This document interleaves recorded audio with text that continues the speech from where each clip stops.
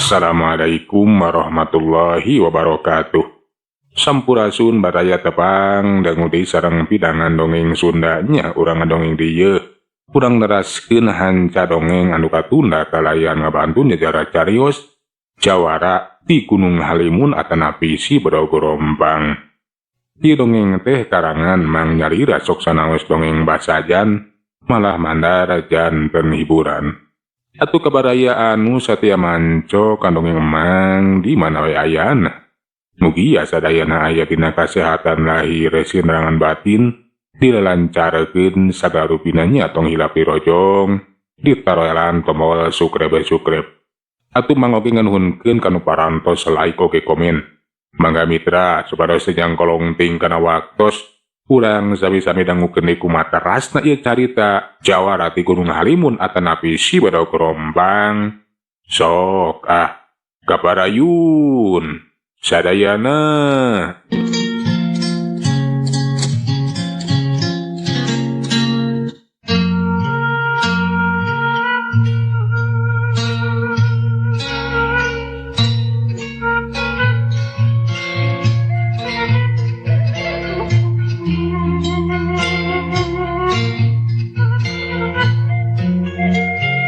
Ari make mobil materi lah sabda jeung Kopral Abbas teh geus tepi we kalembur renget. Mobil laju diparkir di hareupeun imah mamaajengan Mahfud. Atuh ti mimiti poe eta sabda jeung Kopral Abbas teh saheulaanan mah ngadon tumetep we di eta lembur. Cag tunda ngeunaan sabda ayeuna mah urang caturkeun deui komplotan Ki Baidah. Katempo ayeuna teh keur aya di gua anu teu pati jauh ti gua anu ti heula teh ya. Kawasna bae maranehna teh boga panyumputan anu leuwih ti hiji. Di jero guha kasampak Ki Baidah teh keur diuk di luhureun batu dembrak nu minangka koresina we. Bari nyang hareupan anak buahna anu dariuk sarila ajrihna keur. Kaayaan urang teh euy geus ganyawan ku pihak tentara. Ieu teh di luar dugaan. Buat aya tentara anu boga pangabisa anu luar biasa. Nyata si sabda nya Ki kayak Ki mah urang teh geus teu aman ya. Kumaha tindakan urang salajengna? Urang kudu naluntik di mana eta ayana tentara khusus nama si sabda. Ari ceuk pangaraja dewek mama jauh di kampung renget lantaran geus hasil ngabebaskeun ajengan Mahfud. Wah boa dari cing deta kampung euy. Kukitu nah di antara marane wayahna kudu aya nu nyamar ka itu. Merhatikeun gerak-gerik eta si sabda. Jeung desukan kanyahoan sabaraha urang tentara teh euy. Lamun kitu mah kudu ngutus jalma anu sakirana bisa dipercaya, bisa nyamar atawa nyamur. Henteu dicuriga. Ke lawan dia bingung ya saha kira-kira Ki anu payus jeung pantes. Oge sanggup ngajalankeun ieu pancen. Ke di antara marane saha anu kungsi jadi tukang dagang. Si Ki Baidah tumanya kana kebuahna nah saha cenah di antarana anu kungsi jadi tukang dagang. Dari lacung aya nu ngacung bari pok terus sacarita. Abi Ki anu kungsi jadi tukang dagang mah. Oh jadi maneh Juned anu kungsi jadi tukang dagang make nah dagang naon maneh teh? Dagang marmot batur. Jadi sia teh pengajualkeun marmot gitu. Ih sanes Ki. Tapi dagang marmot dapur kayak ning ayaan moko hihin jeung sanapina. Oh jadi dagang parabot dapur sia teh. Muun nanan ian Ki eta parabot dapur. Parabot dapur geuning Ki. Oh nya kukupingan teh tadi mas dagang marmot. Sabarali lamaneh teh euy Juned dagang kana parabot dapur. Aya kana 4 tahun mah. Wah lila 4 tahun mah heueuh. Geus we maneh anu ngajakeun tugas teh cocok euy. Maneh nyamar ka itu ka pilemuran. Nya Ki saya nama piwarang ieu lah. Si Juned cocok. Nya bener rek nita si Juned we. Jadi sia teh isukan Juned kudu init kalemur euy nyamur. Wayana talingakeun kayaan lemur-lemur. Jeung teangan jalma nu ngaran si Sabda jeung tentara teh kitu kumaha sanggup? Mangga Ki, muhun, siap, sanggup lah. Keun we abdi mah Badenya mah jadi tukang nunu uy. Ke jadi tukang naon si Ade Junet lu jelas ya tuh. Jadi tukang nunu kuy. Oh, jadi tukang duduk ya, kumaha sia we eta mah kumaha halusna. Nu penting si Ate katempuan mah jadi tukang dagang. Muun mangga. Nu bakal nyamur init kalemur tetayarian ti si Jun darek nyamaroy jadi tukang dagang. Atuh hari geus kitu mah. Hiba idah teh muterkeun deui paneutupna ka sakabehana kubuana. Bari teh kung silapok teh carita deui. Da ayeuna mah kamarane kabeh payana. Ulah wakan nyieun pergerakan euy. Lantaran urang teh keur aya dina perhatian musuh, keur aya dina perhatian tentara. Sedengkeun kapan urang teh kiwari keur nyusun kekuatan gede. Ulah nepi ka usah urang teh gagal. Nyabak dadar pisan kilah leuwih hade ge urang teh nyumput heula ieu mah. Sina kayaan teh tiis heula. Kitu pisan kudu nungguan lakayaan tiis. Kulantaran pagawean urang anu geus nyurikan urang lembur. Nyata perai nohong nepikeun karipaehan. Narik perhatian tentara geningan. Gede resikona euy. Lamun nepikeun ka kayaan urang teh kanyahoan, tuluy urang bentrok jeung tentara, tantu tarancang urang teh bakal gagal. Lain teu wani perang dewek teh. Tapi kapanan urang teh keur nyusun siasat, keur nyusun kekuatan, urang kudu boga kekuatan heula anu kacida kurongkah kacida kuatna euy. Lantaran kapan geus kabejakeun di kadu pungur oge, balad urang nu sakitu lobana anu dipupuhuan ku si Wirasaba nepikeun ka ancur kapanan. Sok padahal kapan di kadu pungur teh teu saeutik anggotana. Bisa kasebut meh salembur we euy. Nyalares pisan ki. Amana kitu ge tentara teh boga kekuatan anu hebat luar biasa. Teu gampang kitu wae kurang diungkulan. Da geuning lian ti ahli tetemak, aya oge anu ahli dina ilmu silat. Kawas si Sabda we kitu. Hebat kapan. Benar eta si Sabda teh lain tentara biasa. Tapi jawara anu hebat terus terang. Dewek sadaya can kungsi kateter oleh jajaten. Can kungsi ngalaman kasoran nepikeun karakter. Tapi ku si Sabda mah euy terus terang dewek kudu ngaku kana hebatanana. Da jelema teh bakal jadi mamala keur urang. Nya ki kudu neangan cara kayak kieu mah kumaha wae carana eta si Sabda teh kudu bisa dikajoran. Terus terang lah.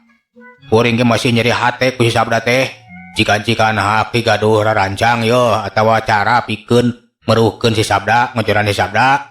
Eta jelema lamun ditaragal mah lain lawaneun euy ke. Pamang kitu mah kudu dilawaneun ku cara lemes. Nya dewek teh asa inget ka anu jadi lancuk. Nya eta ya Cekomala.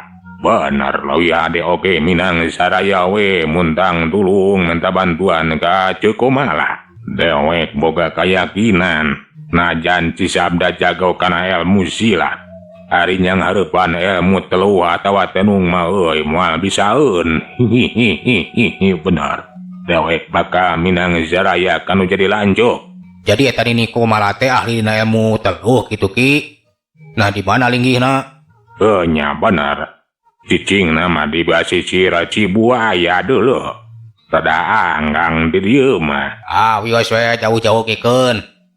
Kuring sanggup ki pikeun ngadatangan nini Komala. Nya ngemban utusan ti Aki lah. Ngabajakeun maksud jeung tujuannya tapi pikeun ngajoran si Sabda. Nya syukur ari si laing daek mah euy jaga pati. Leuwih hade si anu ilit ka itu. Bajakeun we kalanceuk dewek. Kitu dewek teh keur manggih kararapat. Menang lawan anu tanggoh, anu henteu bisa ditaragal. Iwa ti ku cara lemes. Paehan we kitu teh ngaran si Sabda teh. Nya mangga ki. Tapi nah kira-kirana iraha yeuh. Kuring kudu init ka itu. Jeung panuhun we wartosan lebah-lebahna lah. Geus we isukan si Ajeng si Junet mimiti indit ngajalankeun pancen di dieu we. Keun urusan lebah-lebahna ku dewek bakal dibeja. Dang ge lamun geus di kaditu mah gampang.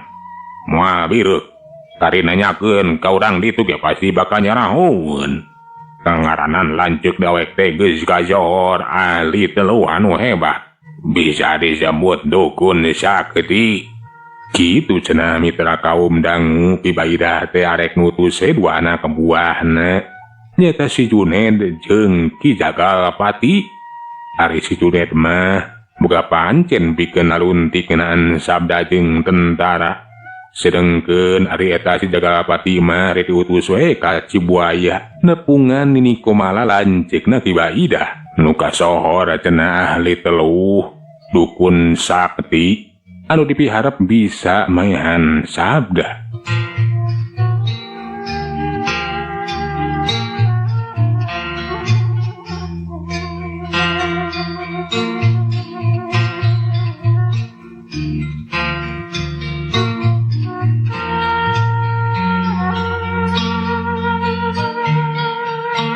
Sedengkeun ari sabda mah jeung Kopral Abbas anu carecing di kampung Renget. Poe eta teh henteu indit-inditan tapi teu tau tecing we teu ka mana-mana. Lantaran melang ku kasalamatan ajengan Mahbud. Bisi aya jalma jahat anu datang di ka lembur. Saheulanan mah urang teh cicing ngelawe di dieu lah.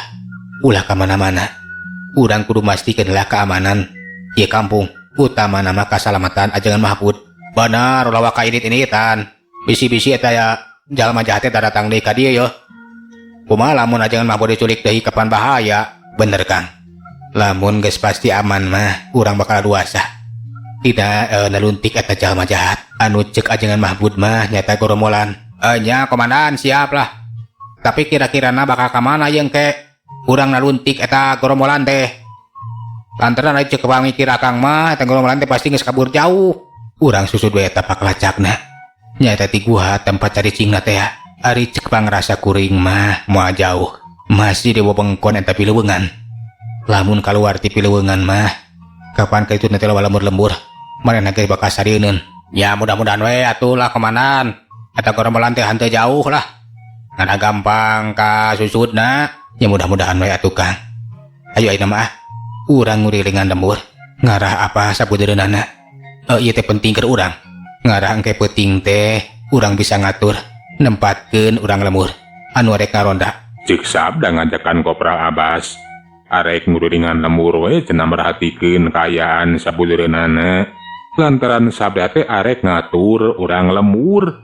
Nah, jadi ayakeun ronda we ngajaga keamanan tempat-tempat anu sakirana bisa dijadikeun liliwatan ku jalma jahat.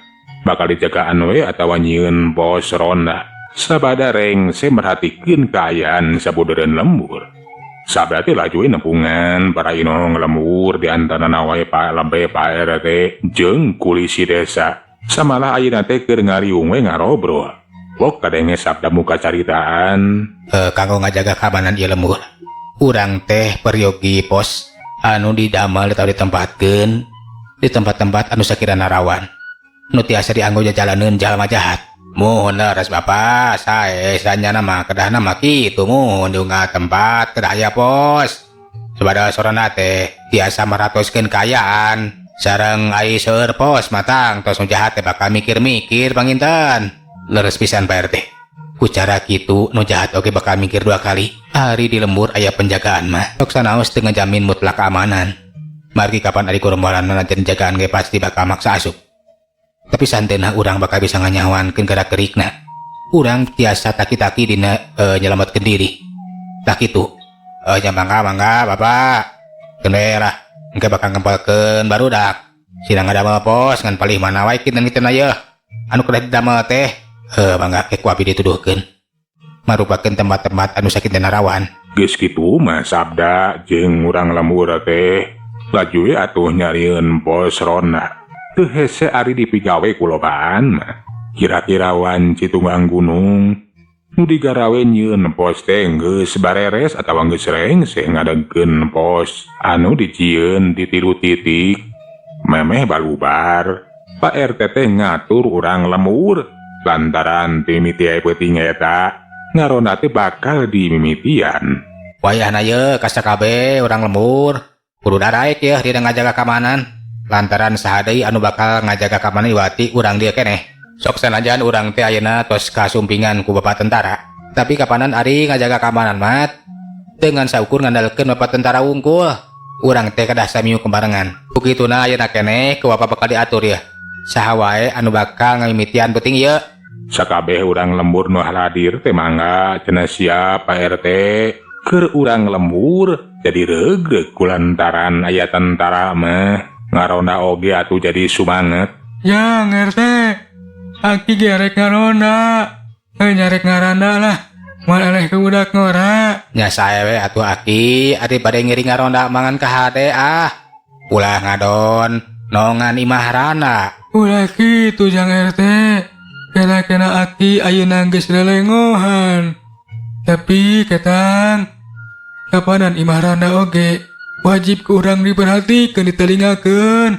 Mangkaning kapan hari randa manggis teu boga salaki. Ya anu ngajaga keamanan. Kitu na aki nu bakal sanggup ngajagana teh Jang RT. Ah, kayaknya tuh kumaha aki we nu penting mah milu ngaronda nya ki. Da kewajiban urang ye ngajaga keamanan lembur mah. Nuhun Jang RT, kenapa ngerojongna? Mudah-mudahan ku aki milu ngaronda teh nya aki ge menang di jodoh. Cek aki itok meni sumanget hayang milu ngaronda. Sok sanajan bisa kasebut umurna teh geus kolot pisan. Dapadareng seutara atur mah jadwal ngaronda.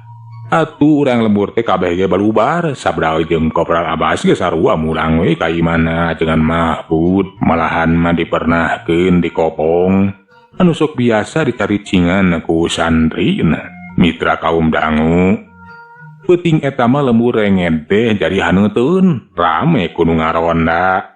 Kohkol ditakol apa tarik-tarik malahan mah diunggal pos atau ngariung urang lembur teh lobaan. Malahan mah peuting eta sabda oge arek maturan anu ngarondakeun we cenang kegantian jeung Kopral Abbas. Sabda anu keur cicing di pos belah ti kidul ngadon ngobrol we jeung urang lembur. Malahan mah Pak RT ge aya. Tuh nuhun we Pak. Bapak mendengarsakeun ku anjeun ieu teh langsung nyarengan nu ngaronda. Nya lantaran kuring teh hariwang. Lamun teu dibarengan mah bisi-bisi aya gorombolan nu asup ka ieu lembur. Margi numutkeun katerangan mama ajengan mah. Anu parantos nyulik mama ajengan teh taya lianti gorombolan. Janten anu parantos nyulik mama ajengan teh eta teh gorombolan Bapak. Nyet leres pisan Pak RT. Eta teh gorombolan. Alah nah naon maksudna atunya? Nyulikan urang lembur sagarupa malihan mah sanes mama ajengan Mahfud wungkul kapan? Di lembur anu sanes oge sami teh aya nu diculik. Nyata para inohong, jalmi-jalmi anu keduh pangaruh. Nya Pak RT. Duka naon maksudna teh eta gorombolan teh? Bet nyurikan para inohong lembur. Bari jeung teu sakedik anu parantos jadi korban. Dipencit malihan malayona teh dipicinan di tanjakan Cipencit. Mohon leres pisan. Tos seueur kawartoskeun eta tanjakan teh seueur majid. Seueur layon urang lembur nu dipencit. Pami kitu mah. Tetapi ti wewengkon urang teh aya sayang gorombolan atunya Bapak. Leres pisan Pak RT. Ku kituna kuring oge bakal ngayakeun pada luntikan. Pikeun nganyahoankeun di mana sayangna eta gorombolan. Kudu sagancana kapanggih jeung di kanyahoan sabaraha urang anggotana. Lamun geus kanyahoan segala rupana mah kuring ge pasti bakal balik deui ka markas. Bakal mawa palat pikeun numpes eta gorombolan. Mohon sae Bapak atuh mudah-mudahan wae ngakapena kata sayangna oge kauninga sabaraha urangna. Saupami parantos ditumpes mah eta gorombolan teh panginten lembur teh bakal aman. Terus terang Bapak ge hariwang margi kapan Bapak teh kasebat.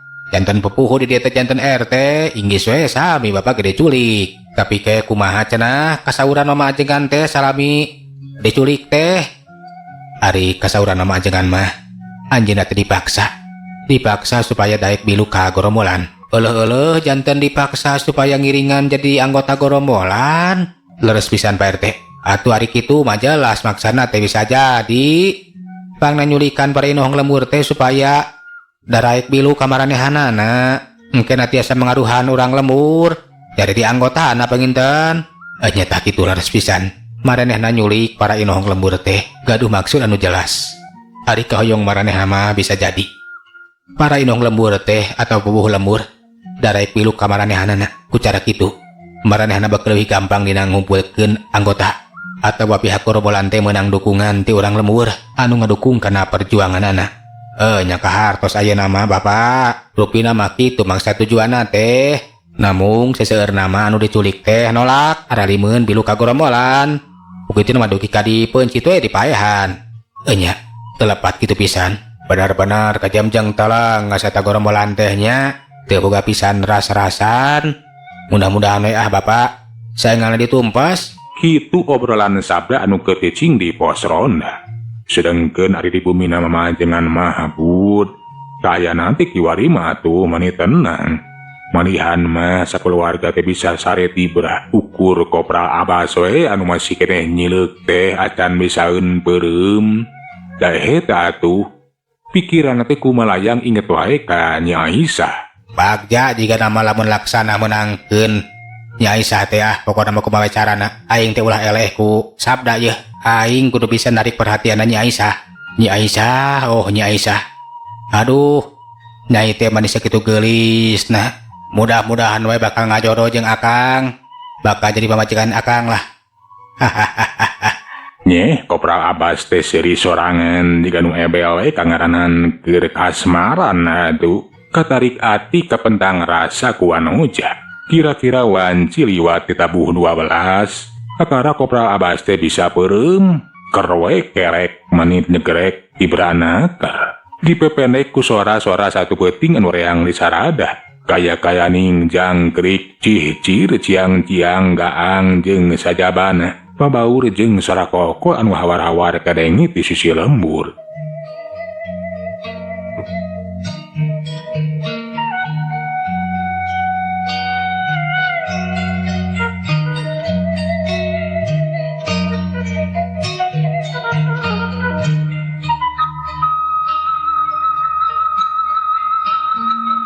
Cacap nepikeun ka isuk tetela lembur teh aman. Eueuh kejadian naon-naon pikeun sabda oge reug atuh lantaran eta lembur rengen teh geuningan aman cenah. Tapi acan yakinkeun we rek ditungguan nepikeun ka 3 poena. Memeh sabda ngalakukeun deui tindakan. Keun-tunda ngeunaan sabda. Ayeuna mah urang catureukeun deui kibaidah saparakan ca. Isuk-isuk keneh atuh. Si Juned jeung si Jagalpati teh geus luntaun dari ninggalkeun sayangna. Nya tapikeun ngajalankeun pancena teh ya. Ari si Juned mah rek pura-pura we jadi tukang dagang, arek indit ka kampung renget. Sedengkeun ari si Jagalpati mah kebat lumampah arek ka basisir Cibuaya. Mitra waktosna geuning parantos teu nyekapannya. Segala urang teu jejar carita jawara ti Gunung Halimun dugi ka dieu. Urang taraskeun dina seri anu salajengna. Manganuhunkeun tina sadaya paratosanana hapuntenna tina sadaya kakiranganana. Mang saheulanan undur. Assalamualaikum warahmatullahi wabarakatuh. Cat.